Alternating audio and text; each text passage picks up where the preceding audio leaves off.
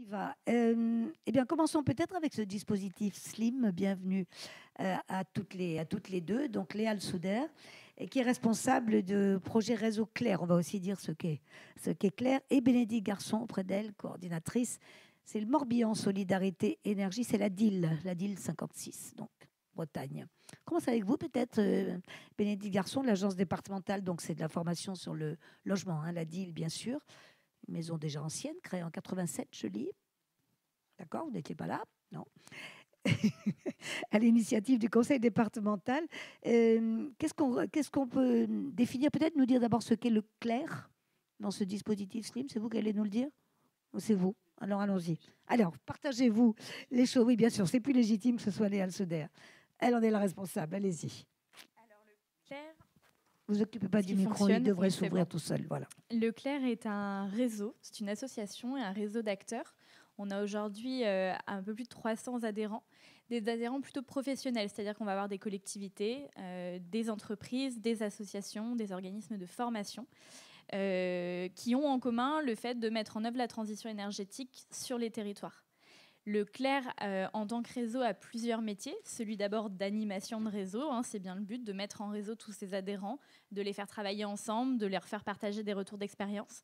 On va également avoir un métier d'information, avec notamment la publication trimestrielle de notre revue Notre Énergie, dont le dernier numéro traite justement de la précarité énergétique. On a également un métier de plaidoyer. Donc, j'ai des collègues qui travaillent régulièrement auprès des décideurs politiques pour essayer de les influencer et de faire passer des mesures qui nous semblent importantes. Et puis, notre quatrième métier qui là va nous intéresser aujourd'hui, qui est un métier de déploiement de solutions concrètes sur les territoires. Et c'est dans ce métier que s'intègre le programme Slim. Et peut-être que je peux en dire quelques mots. Tout à fait. Slim, on le rappelle déjà ce que c'est. Hein, c'est le service local d'intervention, évidemment, pour la maîtrise de l'énergie. Oui, alors même si récemment, maintenant, c'est devenu un nom propre, c'est devenu le Slim. Il faut toujours préciser les acronymes, ouais. Hein, excusez-moi, des formations professionnelles. Tout à fait. Donc le Slim, c'est un programme C2E. D'abord, qu'est-ce que ça veut dire un programme C2E, certificat d'économie d'énergie? C'est-à-dire que c'est un programme qui est sélectionné par le ministère de la Transition écologique et qui est ensuite financé par des fournisseurs d'énergie dans le cadre de leurs obligations. Ils sont obligés chaque année de montrer qu'ils mènent des actions, qu'ils financent des actions en faveur des économies d'énergie. Donc c'est un programme qui est mis en œuvre localement par les collectivités territoriales, certaines qui sont dans notre réseau, d'autres non, pour repérer les ménages en situation de précarité énergétique, leur proposer une visite à domicile pour diagnostiquer leur situation. On parle de diagnostic socio-technique, on va aller voir à la fois l'état du bâti, l'état du système de chauffage et d'eau chaude sanitaire, mais aussi la situation socio-économique du ménage, son usage de son logement, ses factures, etc., pour essayer de l'orienter ensuite vers une solution concrète. Ces dispositifs, ils existent grâce à cette méthodologie que le Clair met à disposition des collectivités, grâce à des financements, encore une fois par les C2E qui permettent de financer jusqu'à 70% de leurs dépenses. Et l'idée, ça va être vraiment d'animer un réseau, que la collectivité anime de manière locale, un réseau d'acteurs qui puissent à la fois, pour certains, repérer les ménages en situation de précarité énergétique, on les appelle réseaux de donneurs d'alerte, mais aussi qui peuvent leur proposer en aval des solutions suite à la visite. Donc c'est pour ça que c'est vraiment très important. On va essayer... C'est exactement le titre de la table ronde. On va vraiment essayer de coordonner les différents dispositifs qui existent sur un territoire grâce au dispositif Slim. En déployant notamment des métiers, c'est-à-dire vous leur proposez des interventions aussi. Voilà, c'est ce que je disais. On va vraiment proposer une intervention au domicile du ménage pour essayer de comprendre au plus près d'où vient la problématique pour leur proposer des solutions qui soient adaptées. Voilà, et c'est ici qu'on vous demande, Bénédicte Garçon, comment on applique tout cela concrètement chez vous. On va l'illustrer. Voilà, donc moi je suis là en coordination d'un dispositif donc, de type Slim, comme vient de le présenter Léa, à l'échelle du département du Morbihan. Donc je travaille à l'ADIL du Morbihan, mais qui est donc l'ADIL qui est missionnée par le département du Morbihan, qui a déployé donc il y a 4 ans ce dispositif donc, qui s'appelle Morbihan Solidarité Énergie. Pour faire court, donc on intervient à l'échelle de tout le département pour tout public en précarité énergétique. Donc on est pour moitié pour des locataires du parc privé, un quart de locataires du parc public et un quart de propriétaires occupants. Et pour vous donner 2-3 chiffres, on est à 400 à 500 interventions à l'année. Et on est une équipe de 6 chargés de visite et moi en coordination. Et je crois que c'est un budget de 400 000 € annuel. Je trouve c'est toujours bien aussi de montrer un peu l'investissement pour le département. Mais ces 400 000 € annuels sont financés, comme l'a dit Léa, à 70% par des certificats d'économie d'énergie pour le département. Voilà. Qu'est-ce que je peux dire d'autre sur peut-être citer un exemple d'une opération qui donne de bons résultats. Ah, les opérations, il y en la a. manière dont ça s'est fait. On va en trouver une ou deux peut-être, juste pour montrer comment ça se passe vraiment sur le terrain. Oui. Comment ça se passe. Après, peut-être pour illustrer ce que disait Léa aussi sur la question de l'animation. Donc, c'est vrai qu'il y a les temps forts, c'est le repérage. L'objectif premier, c'est repérer ces ménages. Donc là, je dirais qu'aujourd'hui, après 4 ans de fonctionnement, on n'a plus le mal. On n'a plus du tout de mal à repérer des ménages. On n'a pas besoin de communiquer sur le dispositif. Ils se signalent d'eux-mêmes ? Alors, ça, c'est un point qui me semble important, qui a été évoqué surtout dans l'idée de pères de ménages qui parlent à des ménages. Ouais. Donc non, essentiellement, c'est les travailleurs sociaux, c'est les mairies, c'est les services, tous les services d'accompagnement, les opérateurs, les services de la CAF, les services même de santé, qui nous signalent donc les ménages. Mais par contre, on a, et je le vois entre autres cette année, beaucoup plus de ménages qui viennent par le biais d'autres ménages qui ont bénéficié du dispositif. Et ça, voilà, il y a une vraie montée en puissance là-dessus. Il y a un bouche à oreille ou des fois, c'est même voilà, la personne qui en a bénéficié. La semaine dernière, c'était ça. C'est une personne qui en a bénéficié, qui a appelé pour son ami, qui n'osait pas appeler. Mais voilà, et ça, je trouve que c'est porteur. Et on l'a signalé un peu au début. Et je trouve qu'il faut avoir confiance aussi dans cet apprentissage-là et dans cette communication possible de nos dispositifs. L'objectif, donc, repérer, ça je vous disais, donc on n'a plus trop de mal. Pour donner un exemple aussi, on a eu l'an dernier, je crois que c'est 160 donneurs d'alerte différents. Voilà, donc ça montre aussi l'idée qu'on est bien sur une diversité aussi de donneurs d'alerte. Après, donc, c'est l'idée de se déplacer à domicile. Donc, comme l'a dit Léa, l'idée, c'est d'aller comprendre ce qui ne va pas, pourquoi les gens sont en précarité énergétique, pourquoi ils ont froid, pourquoi ils ont des factures importantes, et c'est de comprendre ce qui se passe dans le logement. Et pour ça, il faut y aller. Il faut y passer du temps. Donc ça, on tient aussi à dire, c'est des visites qui sont au minimum de 2 heures, 2 voire 3 heures. C'est un temps aussi d'écoute qui est important. Il faut peut-être, ce que nous disait très bien Safia tout à l'heure, se faire accepter aussi d'une certaine manière. Ouais. On n'entre pas comme ça chez les gens sans qu'ils soient d'accord, évidemment. Complètement. Donc c'est pour ça que je trouve aussi que ce temps, des fois c'est ce qui est signalé par ces ménages-là qui ont pu aussi avoir des diagnostics énergétiques. Un technicien, il a un temps limité, il va venir, souvent c'est 1 heure, on fait le tour du logement, on regarde, on fait le diagnostic énergétique. Et là, le petit plus quand même de ces SLIM et de ces dispositifs, c'est que, en tout cas, les personnes en plus qui interviennent, c'est les travailleurs sociaux qui sont formés aux thermiques, aux techniques, mais c'est avant tout aussi les travailleurs sociaux, quoi. Donc c'est la porte d'entrée, c'est l'énergie, mais on y va aussi sur une écoute, sur l'accès aux droits, sur des fois les questions de santé, d'éducation.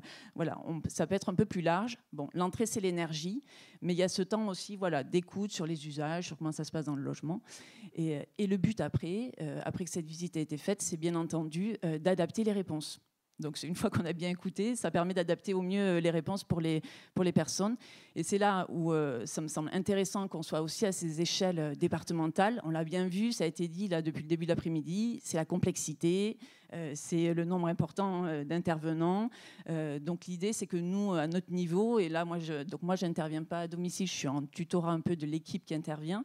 Et je suis aussi sur une petite mission de médiation avec les propriétaires bailleurs, mais ça, c'est autre chose.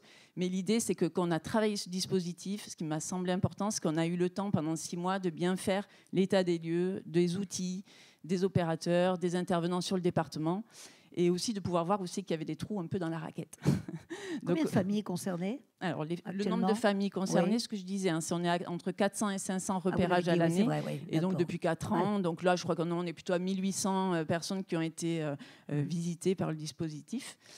Voilà.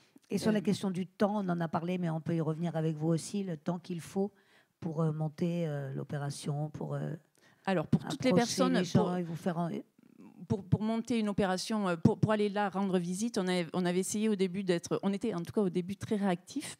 Donc la question de la réactivité a été évoquée. Ça me semble très important. C'est-à-dire quand un problème est évoqué par une personne à son travailleur social ou autre, Et c'est le but quand même des SLIM aussi, c'est d'essayer d'être très réactif. Donc au début, on pouvait y aller sous 15 jours, 3 semaines. Aujourd'hui, on a une montée en puissance du dispositif qui fait qu'on est plutôt à 2 mois d'intervention. Voilà, il faut attendre 2 mois pour que la visite ait lieu. Et après, bien entendu, ça dépend des solutions qui sont apportées. Donc, pour des propriétaires occupants, je ne sais pas si c'est ça que vous évoquiez, la question du temps.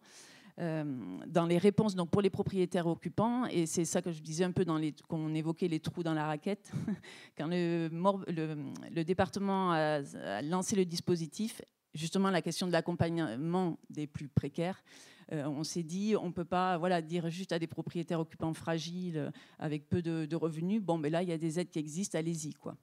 Il faut en effet accompagner ces personnes-là pour aller au moins jusqu'aux aides, et voire un peu plus. Donc là, le département, dès le début, en fait, quelques mois après, a mis en place l'équivalent d'un temps plein que sur l'accompagnement. Donc ça, c'est des outils qu'on a propres au dispositif. Donc là, c'est réparti sur plusieurs collègues, mais c'est l'équivalent d'un temps plein et on accompagne à peu près. Donc là, ça commence à monter un peu en puissance. C'est pour ça qu'on attend vivement les opérateurs.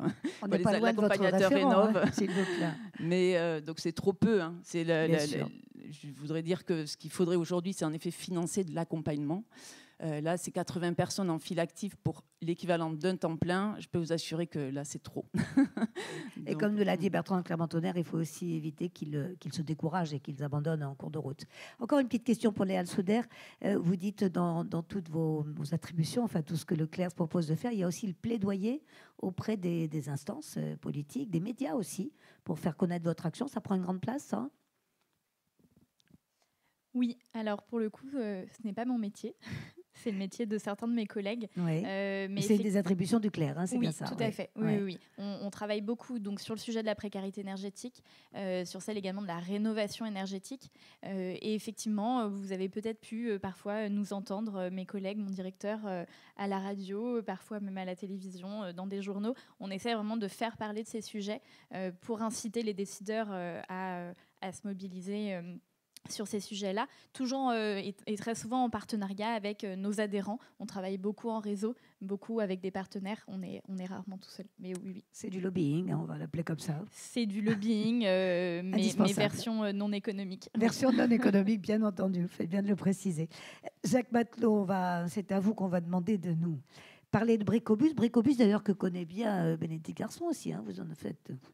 Vous êtes actif dans ce domaine. On va déjà le décrire, hein, une autre démarche solidaire. Et là encore, on parle de repérage. Ce terme de repérage, quand même, est bien sorti depuis le début de l'après-midi. Et pour faire le lien, effectivement, vous avez raison, il y a un Bricobus qui intervient en complément, puisqu'on parlait de la raquette, parce qu'une des problématiques des SLIM, ça permettrait de saluer des collègues qui ont fait des milliers de kilomètres là, en Bricobus, dans le Morbihan, pour aller répondre à des situations. Une des problématiques des limites, parfois, de certains SLIM, pas de celui-là, c'est la question des travaux pour les propriétaires occupants après. Et la solution à court terme, ce n'est pas les dispositifs pour ces familles. Et donc là, on a trouvé un système avec des interventions. Merci Alexis et Guillaume qui sont là-bas. Donc le Bricobus dont je vais parler, c'est un Bricobus qui s'est développé sur un territoire. Donc c'est quoi un Bricobus ? C'est un véhicule, hein, pour tout être simple, avec du matériel, des compétences de la personne qui le conduit et qui intervient, du matériel sur tous les corps d'État, qui permet d'intervenir de manière rapide, adaptée. Quand je dis rapide, c'est-à-dire que la première visite, des fois, chez la famille, on peut faire de la réparation. C'est-à-dire qu'à un moment donné, on fait et on montre qu'on peut faire des choses concrètement.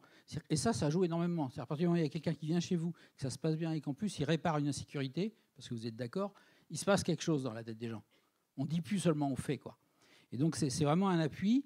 Donc voilà, donc ça permet d'avancer vite, parce que c'est préfinancé pour une part. C'est que l'intervention qui va arriver derrière est préfinancée. Même s'il y a d'autres financements, c'est visible sur les territoires, parce qu'il y a plein de logos. Nous, on essaye de les avoir jaunes et tout, avec des logos. Et c'est de proximité. Donc voilà, ça, c'est un peu qu'est-ce que c'est. On rappelle peut-être, Jacques Matelot, que c'est parti de... Pas de chez vous, hein, mais c'est parti de l'Indre-et-Loire, un territoire d'Indre-et-Loire qui avait fait une expérimentation qui a duré 2 ou 3 ans. Il faut rendre à César, effectivement. Ce qui est à César. Ouais, mais ce n'était pas pour ça que je le précisais, mais en tout cas, depuis, ça a fait des émules. C'est justement. Ça, les collègues sont dans la salle. Virginie et Mathieu, notamment, sont dans la salle. C'est eux qui ont lancé la machine. Voilà. Et fortement. Du coup, ce qu'on a relancé... Ça a bien essaimé depuis. Voilà. Oui, ça a bien essaimé. Ce qu'on a relancé, nous, effectivement, en s'appuyant bien sur les collègues, maintenant, c'est repris par l'association nationale. C'est un bricobus sur la communauté de communes du Val-d'Île, donc on excuse Monsieur Jaouen. Donc, on l'a proposé à la communauté de communes, c'est sur 19 communes au nord-ouest de Rennes. Il y a une OPA, donc avec un opérateur, il y a une plateforme de rénovation énergétique qui s'appelle Passereno, qui marche très bien, qui fonctionne, qui est volontaire, qui est intégré dans le SAR, le service d'accompagnement à la rénovation énergétique. Vous me reprenez si je me suis trompé. Et avec une collectivité qui est sur une posture volontariste par rapport au dispositif, y compris sur les limites de ses propres dispositifs. Parce qu'elle partageait avec nous le fait que malgré tout ça, il y avait des trous dans la raquette. Donc concrètement, c'est ça. Et on s'en dit, ce n'est pas toutes les collectivités qui peuvent se dire on met plein de financements, mais il y a des choses qui ne marchent pas aussi. Donc ils ont partagé ça avec nous. Et donc pourquoi on intervient, c'est parce que justement, s'il y a des trous dans la raquette. Concrètement, ça a été appuyé par différents financeurs nationaux. Une particularité, ça a été appuyé aussi par l'ANA. C'est-à-dire qu'on a négocié, nous, avec l'ANA, y compris l'ANA centrale, Madame Hainaut, qui devait venir justement, qui est venue négocier le fait que ça puisse être financé pour 50% pendant 3 ans. L'expérimentation a été financée par ce qu'on appelle l'ingénierie habitat, qui sont des fonds assez importants par région et qui financent notamment les études préopérationnelles de dispositifs OPA, PIG. Voilà. Et c'est quand même des fonds assez importants. Et l'ANA a bien voulu, au titre que ça pouvait aider le repérage de la question de difficulté de logement et faciliter, y compris le dispositif ANA, financer un dispositif hors ANA. Donc ça nous demandait quand même 9 mois de discussion, mais on l'a fait. Et ça peut potentiellement se refaire. Donc si l'ANA un jour pouvait nous aider là-dessus, fait le bilan de cette expérimentation-là. Donc voilà, c'est juste pour refaire une petite introduction. Aujourd'hui, après 3 ans, mais notamment 2 ans d'opérationnel, ça a été inscrit dans le plan local de l'habitat par la collectivité sur la durée. Il y a eu 100 accompagnements sur 17 des 19 communes, 30 chantiers, 2 exemples de chantiers. Une famille, une dame de 80 ans qui se lavait pas dans sa salle de bain, mais dans une cuvette par 8 degrés et pas de système, donc pas d'isolation du tout. Voilà, donc problématique importante. Donc l'OPA intervient, on lui dit il faut un an et demi. On était en novembre. Un an et demi pour... non, c'est pas possible. Donc réinterpellation par la plateforme de l'opérateur, parce que nous on dit attendez, il y a un système, c'est l'ANA d'urgence. Lecture du règlement général de l'ANA, en tout cas c'est ce qu'est l'opérateur, la précarité énergétique n'est pas un critère d'ANA d'urgence. Voilà, bon, un trou dans la raquette. Et puis en plus, si vous faites des travaux, potentiellement, ça diminuera la possibilité d'avoir des aides, puisque ça va augmenter, l'efficacité énergétique de la situation. Donc plus tard, quand on fera des aides, on ne pourra pas l'avoir. On en est là. Donc à un moment donné, on a dit, nous, avec la collectivité, et dire, bon, c'est pas grave, il y a le bricobus, on a trouvé une solution. En 2 jours, avec les volontaires et les bénévoles, puisque effectivement, la dame a 80 ans, donc c'est pas elle qui a fait les travaux, mais elle nous a accueillis. Donc on a fait un chantier solidaire avec de la laine de bois et tout, et c'était sa demande, et c'était très bien. Et du coup, on a réinvesti le projet, puisqu'elle avait du coup confiance, vers l'opérateur, pour quand même lancer le dossier ANA, maintenant qu'elle va mieux. Sinon, elle n'aurait jamais lancé. Et donc, elle va l'avoir, son aide. Là, il faudra poser la question à l'opérateur. Non, mais là, concrètement, nous, on a préfinancé tout ce chantier-là. Ça a été fait. Maintenant, c'est à eux de continuer. D'accord. Y compris si la dame est d'accord, parce que c'est quand même chez eux. Mais elle ne repassera pas un nouvel hiver dans le froid. Non, mais là, nous, on l'a fait avant Noël, ça. Il fallait le faire avant l'hiver. Et deuxième situation, j'en aurais que 2. Un couple avec...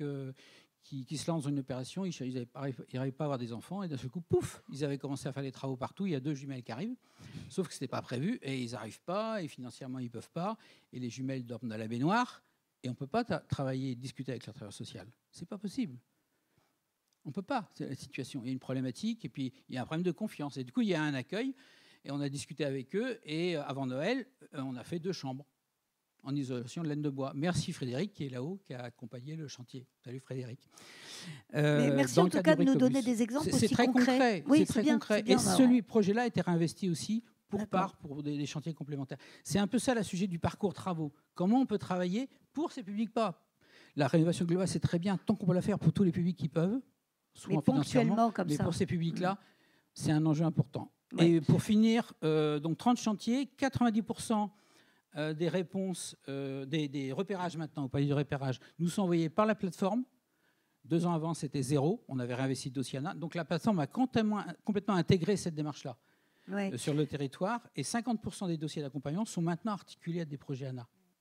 Voilà, comme Bénédicte Garçon, vous dites que finalement ça a fait quand même son chemin et que le bouche à oreille fonctionne bien.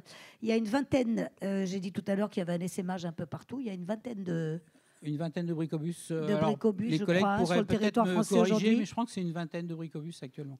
C'est ce qu'on nous a donné comme information, c'est peut-être encore plus. Donc cette dame, effectivement, Tiffany Esnault n'est pas là, qui voulait nous parler des dispositifs de l'ANA, mais on peut quand même dire plusieurs choses. J'ai juste à vous dire, parce que j'ai préparé évidemment avec elle un petit peu avant, sur les nouvelles mesures. D'abord, vous devez le savoir déjà, je ne sais pas. Habiter mieux, sérénité, change de nom, ça va s'appeler Prime Rénov Sérénité, à partir de janvier. Vous le saviez, M. Vauclin. Je ne sais pas si on le savait dans la salle, ça n'a pas en soi une importance considérable, mais ça peut peut-être simplifier. Harmonisation des termes. Donc, les mêmes critères en janvier, on les retrouvera, mais il y aura de nouvelles dispositions dès juin 2022. Vous pouvez nous en dire plus, M. Vauclin, ou pas? Non? Vous n'êtes pas sûr, d'accord. Moi, j'ai un tout petit exemple, c'est le découpage des CEE. Et on découpe la subvention de l'ANA pour une meilleure accessibilité. Je n'ai pas beaucoup plus de détails à vous donner. C'était ça qu'elle voulait préciser. Ça vous dit quelque chose? Je ne sais pas. Il faut peut-être arrêter de simplifier un moment. Non, elle est quand même. Non, mais parce que Madame Esnault, d'abord, je ne veux pas du tout avoir l'air de schématiser ce qu'elle voulait nous dire, mais avait évidemment fait le constat de la complexité des mesures. C'est un point de départ qui n'est pas contestable. Mais vous voulez aussi, en tout cas pour ces publics-là, parler justement de l'articulation qu'il y a à avoir, enfin trouver une solution pour ces publics-là qui sont peut-être pas nombreux, quoique ça a discuté, qui sont peut-être pas nombreux, mais trouver des solutions, parce qu'on voit bien, je vous ai dit tout à l'heure concrètement, 40 personnes en 2019 aidées puis au habitat indigne, en 2005, 120. Et il y a de plus en plus d'argent, de plus en plus de dispositifs. Ça veut dire que pour ces publics-là, je dirais, ça devient trop compliqué. Et pas adapté. Donc il faut travailler la solution. Je dis que c'est pas simple parce que vous travaillez, je comprends, des masses, des objectifs tout à fait légitimes de rénovation énergétique, mais voilà, nous on parle de centaines de situations qui nous arrivent par région. Jacques Matelot, pour faciliter l'accès aux aides aussi, en janvier, un dispositif France Rénov nouveau, c'est un nouveau service public, nous dit-elle, qui devrait impacter tous les acteurs. Mais je ne sais pas de quoi vous donner des détails. Je peux vous préciser, en fait. Merci, M. Vauclin. Ça répond à ce que j'évoquais tout à l'heure dans ma première intervention, c'est-à-dire en fait la question de la lisibilité en fait, des dispositifs. Parce que tout ce que vous décrivez là dans vos témoignages, c'est un peu le fait que voilà, il manque une case. Mais en fait, on ne se connaissait pas, ou on découvre que les autres font ça, etc. Nous, on a un réseau Slim qui est justement essayé de fédérer, etc. Bon, voilà.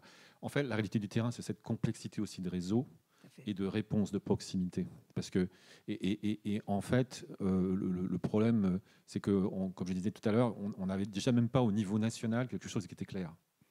Donc le vrai enjeu, c'est d'arriver à avoir un système national qui est plus clair, ça s'appelle maintenant France Rénov. Et France Rénov, c'est simplement le fait qu'il y a un pilotage, comme dit tout à l'heure, maintenant qui va être celui de l'ANA sur la mise en œuvre des politiques publiques sur la rénovation énergétique, voilà, des logements, et que derrière, il y a un lien organique qui est mis en place entre ce pilotage national et notamment le réseau France Rénov, avec un point d'entrée par intercommunalité. C'est ça le sujet, en fait. C'est-à-dire qu'il y a un maillage en fait, national qui couvre tout le territoire et qui soit dédié à la rénovation. Et effectivement, dans ce maillage France Rénov, donc il y a des espaces conseils Rénov, qui sont en fait des anciens espaces FER, du réseau FER, mais d'autres aussi qui se rajoutent. Et tout ça, ça va faire un seul et même réseau. Voilà, c'est ça l'idée. Voilà. Et après, effectivement, il faut relier ça.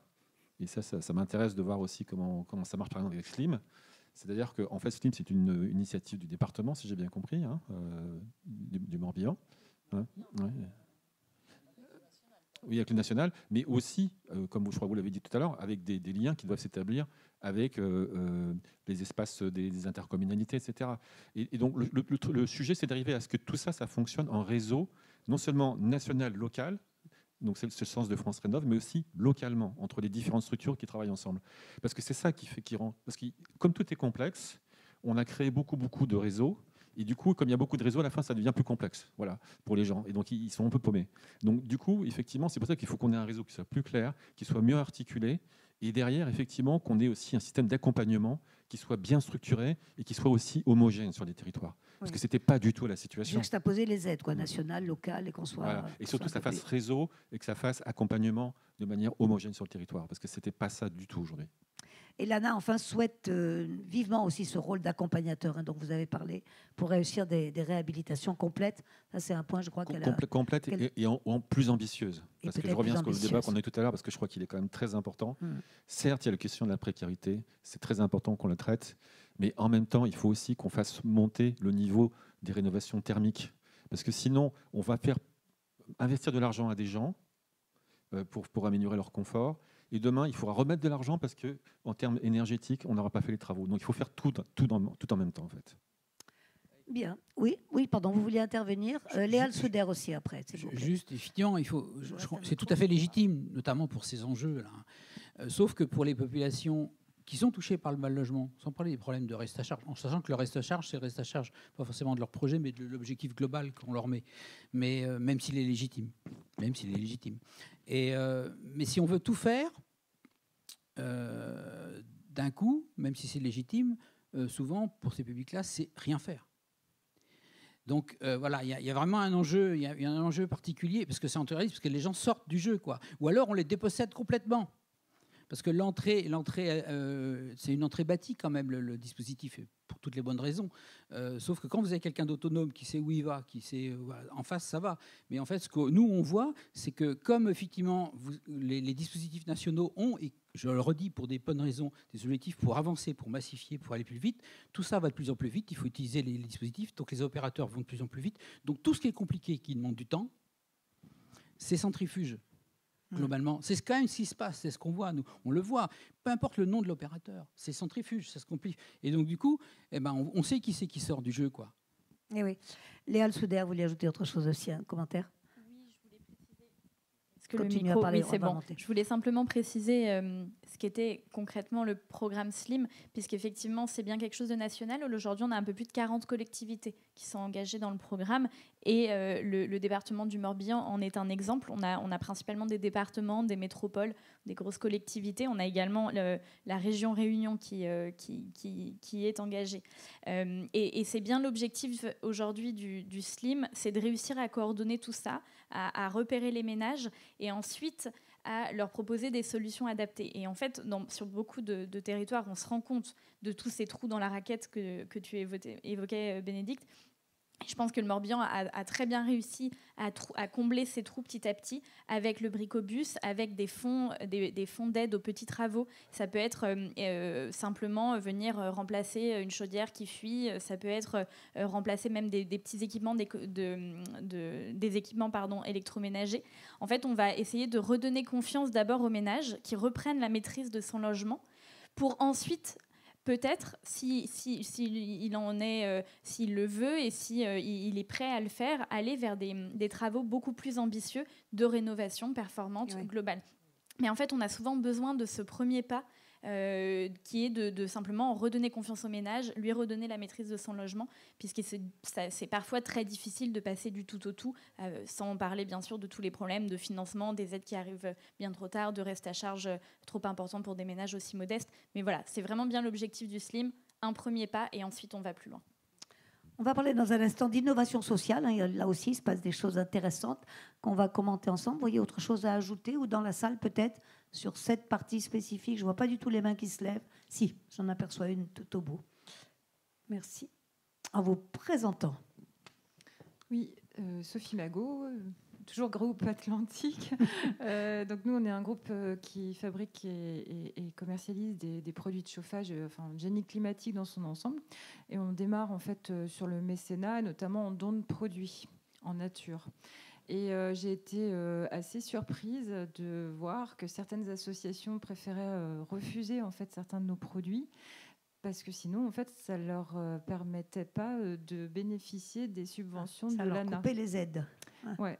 Et du coup, je trouve que c'est quand même surprenant parce que s'ils avaient ces produits-là donnés gratuitement, ça leur permettrait justement de faire des travaux peut-être de plus grande ampleur ou des travaux d'isolation, parce que nous, notre objectif, c'est pas de donner un produit qui est peut-être moins énergivore pour remplacer un grille-pain, mais c'est plutôt s'assurer que la facture en fin de mois, elle va vraiment voir une différence, quoi. Donc, si on remplace un produit alors que le bâtiment est toujours une passoire thermique, ça ne servira pas à grand-chose. Et donc, c'est dommage que la dame de l'ANA ne soit pas là, sinon je pense que je l'aurais interpellée sur le sujet. Je ne sais pas si c'est complètement utopique de se dire oui, on peut faire évoluer les choses et penser avec mécénat d'entreprise, permettre justement à ce que des associations puissent en bénéficier sans que ça leur coupe en fait les aides. L'accès aux aides. Et oui, on est devant. Je ne sais pas qui peut répondre. C'est difficile, mais on retient votre remarque parce que je crois que vous êtes plusieurs à la partager. Je ne sais pas trop pour quelles raisons ça a bloqué la mobilisation de l'ANA, puisque du coup il n'y avait pas de coût, puisque l'ANA finance des coûts, hein, forcément. C'est que l'ANA va financer fourniture et pose. Et s'il n'y a pas la fourniture, il ne finance pas. Il ne finance pas la pause, d'accord. Okay. Oui, on voit bien quand même les paradoxes là. Pas d'autres remarques, on peut passer à notre... Pardon ? Ok, merci. Oui, donc Michel Baudouin, donc, président d'une association qui s'appelle les colocataires TE2RE, dans la communauté de communes de Saint-Main-Montauban. J'aurais voulu demander le Bricobus, quel est le budget annuel du Bricobus, parce que ce serait bien que ça soit multiplié dans notre secteur, et voilà, pour pouvoir s'adresser aux élus et leur suggérer ça. Je crois qu'on a un budget annuel, sauf erreur de ma part, mais j'ai un collègue qui n'est pas là, qui est de 70 000 euros sur le projet 2022, dont 30 000 euros de la collectivité. Voilà, c'est ça. Je crois que c'est ça, c'est le budget annuel de 70 000 euros. Mais après, les démarches de Bricobus sont aussi adaptables. On disait qu'il y avait une vingtaine de Bricobus. On a tendance, nous, compagnie du CERF, à s'adapter aux habitants, mais on s'adapte aussi au territoire. Donc, en fait, il y a des enjeux qui sont différents pas tous pareils, en fonction des territoires. Donc, voilà. Mais après, ça dépend des territoires. Alors, il y a des collègues qui gèrent 2, 3, 4, 5 Bricobus dans l'Indre-et-Loire, là, qui sont dans la salle, qui pourraient aussi vous en parler. Ah ben, on est preneur si on veut répondre. Et même au niveau local, qu'est-ce que ça coûte comme budget? Je sais pas.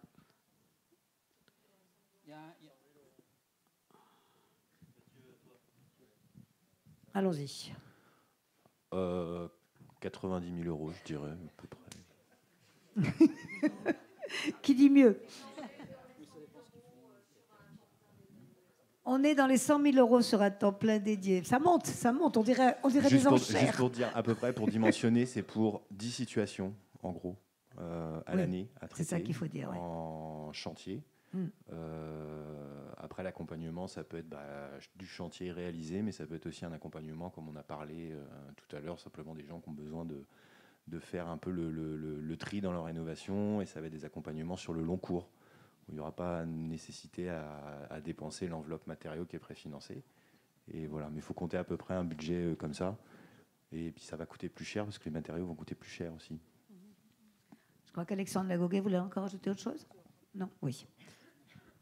Non, mais juste pour confirmer ce que dit Jacques, ça dépend des besoins et de l'adaptation du territoire. Parce que ça va dépendre de la typologie des interventions. Sur le département du Morbihan, c'est moins que ça. Nos coûts à nous sont de l'ordre de, Guillaume pourrait dire, budget annuel. Par contre, on avait démarré, Guillaume, je crois que tu m'avais donné les chiffres, 2019, on a démarré avec 20 interventions, on est monté à 30 l'an dernier, et là on est à plus de 40 interventions sur...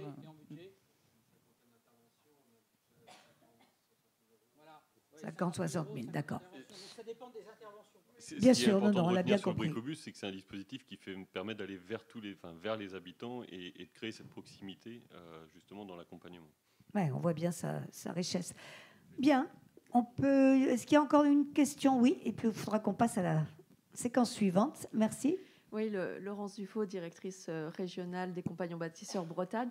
Je voulais quand même faire une petite remarque sur ces interventions, cette différence entre la vision macro que vous portez effectivement sur les enjeux de transition énergétique, et on voit effectivement les objectifs que se fixe la France en 2050, donc pousser sur de la rénovation globale. Et on le comprend bien, et pour des enjeux économiques, comme vous l'expliquiez, puisque la rénovation globale, finalement, quand elle est faite en une fois, elle coûte moins cher que quand on y va par petites tranches. Et finalement, la vision micro des gens qui interviennent auprès des personnes les plus défavorisées, qui disent plus plus on tend dans des logiques macro, finalement, plus on met à l'écart les personnes qui sont les plus fragilisées, qui ont besoin de confiance, qui ont besoin de temps. Et je crois que ce qu'on a à travailler aujourd'hui, c'est la convergence de ces démarches. Et c'est ce qui manque aujourd'hui dans les politiques publiques, c'est la convergence de ces démarches et comment on peut faire que le micro et le macro puissent exister sur des territoires et que effectivement les visions macro aussi de l'État puissent prendre en compte et aider l'ensemble des collectivités aussi qui, très concrètement, ont l'attention aussi pour les personnes qui sont dans des situations beaucoup plus précaires et qui resteront à côté de ces dispositifs. En effet, comment réduire ce gap, Gilles Vauquelin? Oui, alors deux, trois réponses très rapides, parce que c'est un point quand même qu'on avait vu dans le rapport aussi, ça, tout à fait. On a bien conscience de ça. Bon, en fait, il y a quand même une façon de réconcilier un petit peu les choses, c'est que, effectivement, tout le monde n'a pas les moyens de faire directement BBC Rénovation, et parfois même ça coûte tellement cher que ce n'est pas vraiment nécessaire de le faire. Mais néanmoins, le but, c'est de se rapprocher le plus possible. Il y a quand même une méthodologie qui est en train de se mettre en place, je sais pas qui a été mise en place par Dorémy, je ne sais pas si vous connaissez ce réseau. On va parler de Dorémy dans très peu de temps. Bon, bah, très bien. Dès qu'on clôt cette séquence. Bon, alors très bien, je vais laisser parler tout à l'heure, mais voilà, en gros, on peut quand même faire des étapes, à condition de les faire dans le bon ordre. Bon, et après, effectivement, il faut qu'on trouve le dispositif financier pour faire l'accompagnement, je dirais, progressivement. Mais en tout cas, je pense que cette méthodologie peut être une forme de réponse. Deuxième réponse possible, c'est la question du reste à charge. Bon, c'est vrai que je pense que c'est difficile d'imaginer qu'on va pouvoir mettre 10 milliards pour que tout le monde soit à 90 ou 100% de prise en charge. Et donc, il y aura toujours un reste à charge pour les modestes et les très modestes, mais il faut qu'il soit le plus faible possible. En tout cas, il y a une nouveauté quand même qui a été introduite par la loi, que je souligne encore, c'est le prêt avance rénovation, qui est une conception là, que nous, on a beaucoup défendue dans le rapport Sichel, qui est de dire, en gros, il y a des gens qui sont exclus par les banques parce qu'ils sont modestes, très modestes, qui ne sont pas solvables. Voilà. Pour les banques, ils ne sont pas financés. Et donc, ce prêt, il est conçu c'est un prêt hypothécaire, en fait, qui permet en fait, de rembourser l'emprunt au moment de la succession, éventuellement, si le bien est vendu. À ce moment-là, une partie de la vente pourra être utilisée à ce moment-là pour rembourser le prêt. Et tout ce qu'a payé la personne dans l'intervalle, c'est uniquement les intérêts. Et ça, c'est un prêt qui va être développé par 2 ou 3 réseaux bancaires dès l'année prochaine, en 2022. Et ça peut être une forme de solution pour les gens qui sont prêts à accepter cette formule, bien sûr. Mais voilà, et ça permet effectivement de remettre en solvabilité des gens qui sont aujourd'hui exclus en fait, du reste à charge et qui n'ont d'autre solution que de trouver le maximum de subventions. Voilà, 2 petites réponses. Je ne dis pas que ça répond à toute la question que vous posez. Il y a peut-être une troisième, c'est effectivement ce que vous décrivez là, en fait, c'est que le coût de l'accompagnement n'est pas le même en fonction de la personne qu'on a en face de nous. Donc, voilà. Donc là, plus la personne est précaire et on va dire en situation d'exclusion, plus c'est long et plus ça coûte cher. Et ça, effectivement, il n'y a pas tellement de modulation aujourd'hui, de prise en charge sur ces sujets-là. Peut-être qu'il aurait fallu introduire effectivement des prises en charge un peu différentes selon des critères effectivement de précarité. Merci pour ces réponses, M. Vauquelin. Merci à tous. On va passer à la table ronde suivante. Donc, on va parler d'innovation maintenant sociale. Et M. Vauquelin reste à cette table puisqu'il va conclure. Et écoutez, alors précisément, puisque vous en parliez, on va parler de Dorémy, mais pas seulement. Donc, je demande à Mathieu Sepagnat pour parler d'économie circulaire et de Solibat, à Martin Dacieux qui va nous présenter quelques chantiers expérimentaux pour l'année qui vient. Et donc à Bernard Saincy, Patrick Gachet, Franck Billot, s'il est présent, je ne l'ai pas repéré encore aujourd'hui, pour parler de la rénovation complète et performante avec les ensembliers solidaires. Merci de nous rejoindre à votre tour.